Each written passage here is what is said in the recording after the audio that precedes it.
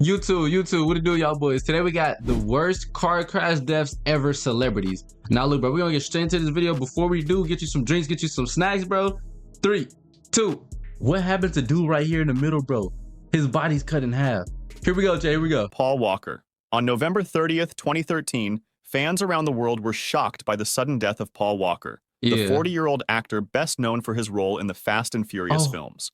Okay, I know who this is, chat. Y'all know who this is too, right, Paul Walker? Walker had built his career playing a man who lived for speed, someone who always came out of a crash untouched. That afternoon, Walker attended a charity event in Santa Clarita, California. He stepped into a red Porsche Carrera GT, driven by his friend Roger Rodas. The Carrera GT was a rare car, only about 1,200 were ever built, and it had a reputation for being extremely difficult to control. It demanded perfection. That's a horrible reputation from its driver. Any mistake at high speed could mean disaster. Around 3:30 p.m., the Porsche accelerated down a quiet street. Witnesses later said the car was traveling over 90 miles per hour. Just seconds later, it lost control, struck a curb, then a tree, and finally a lamppost. The impact ripped the car apart and immediately sparked a fire. At first, many assumed Walker died instantly on impact, but the coroner's report told a more disturbing truth. The collision broke bones and caused trauma, but it wasn't fatal. Paul Walker was alive after the crash. He was strapped into the passenger seat, conscious but trapped, as flames spread rapidly through the wreck. In chat, bro, when your spine, when your backbone, your spine is broken like that, like your spinal cord is broken, your bones are broken. You're not gonna be able to unhook the seatbelt and jump out the car while it's on fire, bro. You just gotta sit there and just burn. Autopsy showed he suffered burns to his body and smoke particles were found in his airway. Clear signs that he was still breathing when the fire started. The heat became unbearable within moments. The smoke filled the cabin, making every breath agonizing. He fought for air as the flames closed in, but there was no escape. The seatbelt that had saved him from being thrown out now became the reason he couldn't get free. It took only a minute for the Porsche to become an inferno. When first responders arrived, the fire was too strong to approach. Witnesses could only watch helplessly as he was trapped inside firefighters, bro. Inside the burning car. This is a hard way to die, chat, bro. This is a brutal way, bro. It's slow and agonizing, bro. And like you know you're dead, you know you're about to go see your creator, so it's scary, bro. Paul Walker died from a combination of traumatic injuries and burns. The news spread instantly across the world. Look at this car, bro. This car is shitted. This car is fucked up. Oh my god. It looks way worse in real life than it do in the pictures. Fans mourned not just the loss of a movie star, but the cruel irony of how he died. Paul Walker spent his career portraying invincibility on screen, but his real death was slow and impossible to escape.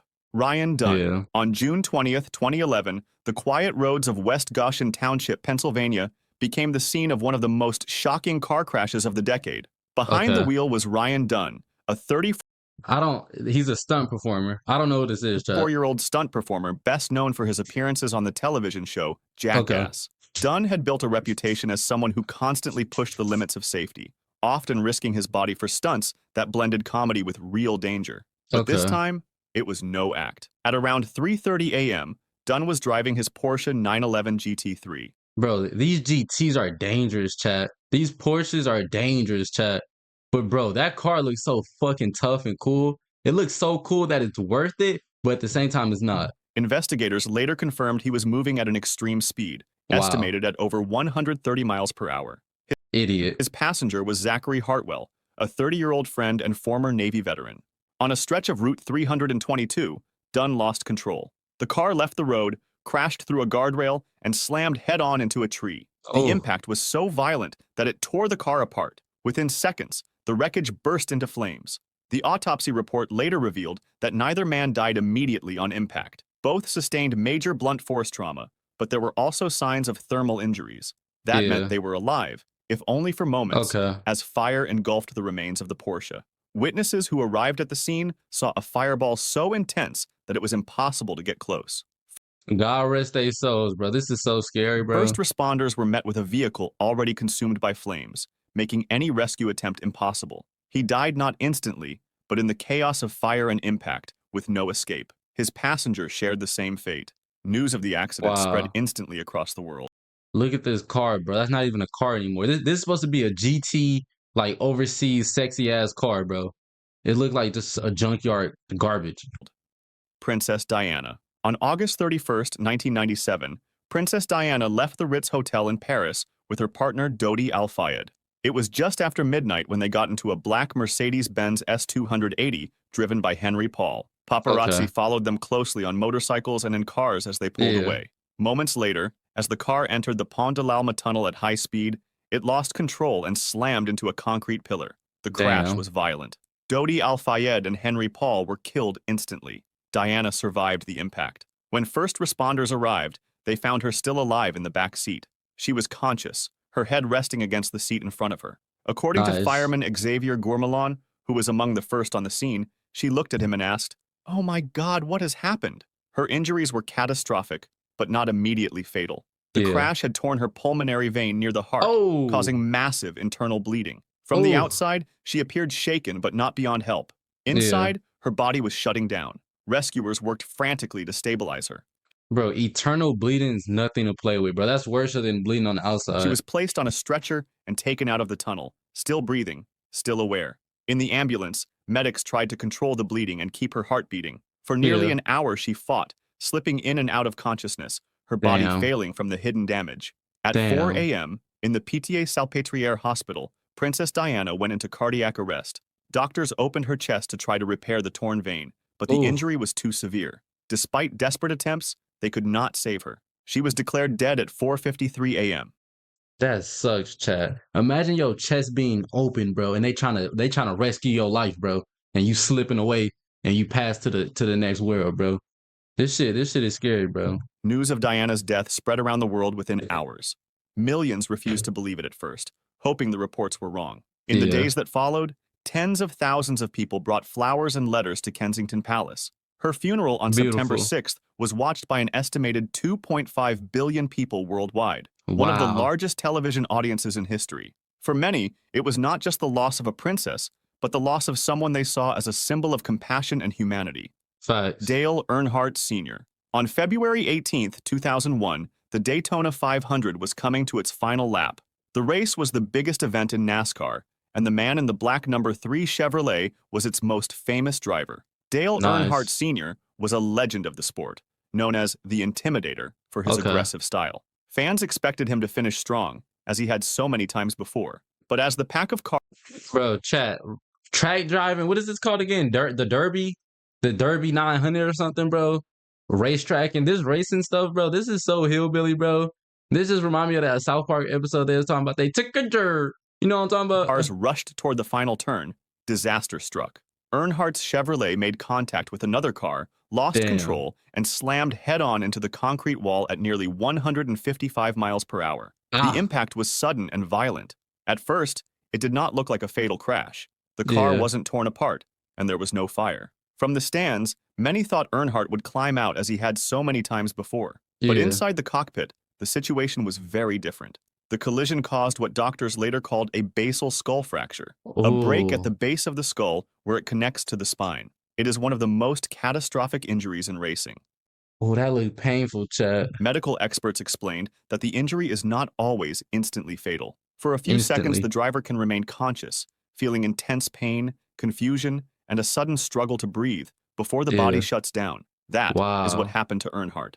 Rescuers reached his car within moments, but he was unresponsive. He was rushed to Halifax Medical Center, where doctors tried to revive him. At 5:16 p.m., Dale Earnhardt Sr. was pronounced dead. Millions of fans were left in disbelief, unable to accept that a driver who had seemed untouchable on the track was gone. His crash led directly to sweeping safety changes in NASCAR, including the mandatory use of the Hans device to prevent head and neck bro. That all they had to do was add this Hans device. Injuries, redesigned car structures, and safer walls at tracks.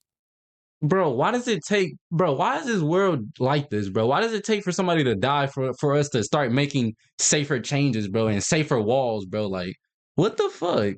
Cut in half. In the early 1980s, police in Germany whoever got cut in half, bro, they got it the worst, bro. That is tough. That's fucked. Were called to one of the most disturbing car accidents ever recorded on the country's highways. The crash involved a Porsche 928, a sports car capable... It's always these Porsches, bro. I'm not buying a Porsche when I get rich. ...of reaching more than 160 miles per hour. It was a car built for speed, but also one that left little margin for error. On that night, the driver was traveling at extreme speed on the Autobahn. Witnesses later said the Porsche was moving so fast that other vehicles looked almost stationary. In a split second, control was lost. The car swerved, hit the guardrail, and struck it with such violent force that the vehicle was torn apart. The Porsche's strong frame was built to protect against impacts, but at such high speed, the human body inside stood no chance. The force of the crash literally cut the driver in half. His upper body remained strapped to the driver's seat, while his lower body was thrown several... Bro, could you imagine that, chat? Imagine looking down, bro. Imagine crashing, being like, ah, and you look down, and your legs aren't there, bro. Your legs are over there. Like, that feeling has to be so catastrophic, bro. I would just, like, I'd be crying, bro. Driver in half. His upper body remained strapped to the driver's seat, while his lower body was thrown several meters away from the wreck. When first responders arrived, they were confronted with a scene so gruesome that many described it as one of the worst they had ever witnessed. The car itself was shredded, scattered across the road, and what was left of the driver was in two separate places. The accident quickly became infamous among German police and highway authorities, not only because of its brutality, but also as a stark warning of what happens when human flesh meets physics at extreme speed. The driver had not been burned, nor crushed slowly. His death was instant, but it was also violent in a way that shocked even seasoned investigators. Roger Williamson. On July 29, 1973, the Dutch Grand Prix at Zandvoort was underway. The race drew thousands of fans who watched from the stands and the grass banks that lined the circuit. Among the drivers was Roger Williamson, a 25-year-old from England who had only just started his Formula One career. Damn, he was young. He was considered a rising talent, young and ambitious, eager to prove himself at the highest level of racing. On the 8th lap of the race, something went wrong. Williamson's car suffered a tire failure at high speed. The car veered off course, hit the barriers, and flipped over. When it came to rest, it was upside down. Almost immediately, fuel leaked out and caught fire. Williamson was alive inside the cockpit. He had not been killed by the impact. Trapped upside down, strapped in, he could not move. The smoke and fire began to surround him. His fellow driver, David Purley, stopped his own car and ran across the track to help. Bro, W. David, bro, because they're racing for money, Chad. W. David, bro, his friend. Purley tried to push the car upright with his bare hands, but it weighed far too much. Flames spread quickly. Purley shouted for help, but track marshals hesitated. They had no protective clothing, no fireproof gear, and for... Welcome back to Disney Channel. You're watching ATW Miami. Drop a like on the video, bro. Come on, man. Crucial bogus minutes, they did not come close enough to the burning car. They not shit, bro. They could have saved his life, bro. This is why they need a fire hose on the track, bro. But this is 1973, bro. But you need to have a fire hose at all times, bro, because this shit is too likely of happening. Williamson's screams could be heard from inside. He was still conscious, fighting to escape as the fire grew hotter and thicker smoke poured from the car. The crowd could only watch in silence. Purley tried desperately, grabbing a fire extinguisher and spraying into the flames, but it was nowhere near enough to... Bro, W. friend, bro. At least he's trying. ...put out the blaze. With every passing second, Williamson's situation worsened. The heat, the smoke, and the lack of air inside the overturned car made survival impossible. After several minutes, the fire consumed the cockpit. The screams stopped. By the time rescue vehicles finally arrived, Roger Williamson was gone. The entire scene was broadcast live on television. Millions of viewers saw a young man die not instantly, but slowly and painfully, trapped while help stood only meters away. Roger Williamson's death shocked the racing world. It led to major criticism of Formula One safety standards and the lack of proper response at the circuit. If you enjoyed this video, subscribe. Hey, W video, bro. W video, let me know if y'all want to see some more videos like this. Drop a like, comment down what y'all thought, bro. That was crazy, bro. RP all the people that died in this video, bro. We out this bitch. Binge rest videos on my channel. I appreciate you.